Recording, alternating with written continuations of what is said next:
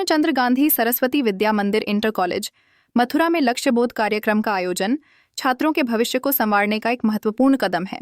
यह कार्यक्रम छात्रों को न केवल बोर्ड परीक्षा की चुनौतियों का सामना करने की प्रेरणा देता है, बल्कि उन्हें अपने उद्देश्यों के प्रति गंभीरता से सोचने का अवसर भी प्रदान करता है। कार्यक्रम का उद्घाटन माननीय अतिथियों द्वारा दीप प्रज्वलन और पुष्पार्चन के साथ हुआ, जो इस आयोजन की गरिमा को और बढ़ाता है। मुख्य अतिथि द्वारा दिए गए प्रेरक संदेश ने छात्रों के मन में आत्मविश्वास जगाया। उन्होंने बताया कि सफलता केवल व्यक्तिगत प्रयास नहीं है, बल्कि यह छात्रों, शिक्षकों और अभिभावकों के सामूहिक प्रयास का परिणाम है। उन्होंने यह भी कहा कि छात्र बोर्ड परीक्षा से न डरें, बल्कि अपनी मेहनत और आत्मविश्वास से उत्तर प्रदेश में अच्छा स्थान प्राप्त करने का ठानें। अभिभावकों को भी छात्रों की पढ़ाई को प्रोत्साहित करने के लिए सुझाव दिए गए।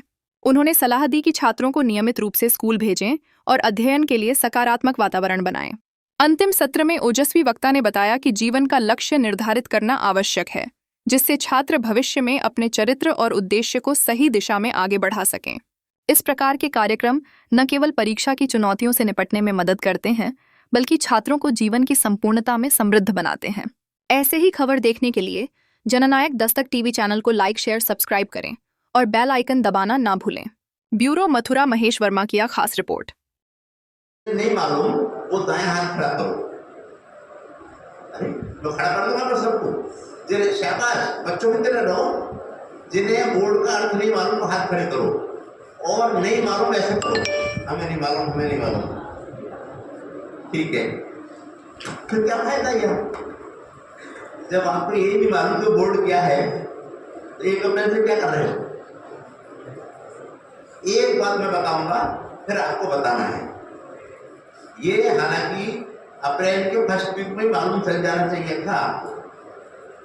अब 11th और 9th के जो बच्चे हैं, उन्हें इस टीम से मेरा आग्रह है कि उन्हें अप्रैल के फर्स्ट वीक में सबसे पहले ये बताइए बोर्ड क्या है, ताकि गंभीरता पहले दिन से शुरू हो। एक मैं बताऊंगा, बाकी आप बता देंगे। बोर्ड कोई ऐसा राक्षस नहीं है, कोई हवा नहीं है कि जिसके बारे में मालूम नहीं बोर्ड क्या है। एक बात मैं बता रहा हूं, बोर्ड का जो पेपर आता है वो ये लोग बनाएंगे या कोई और बनाएगा? बोलो।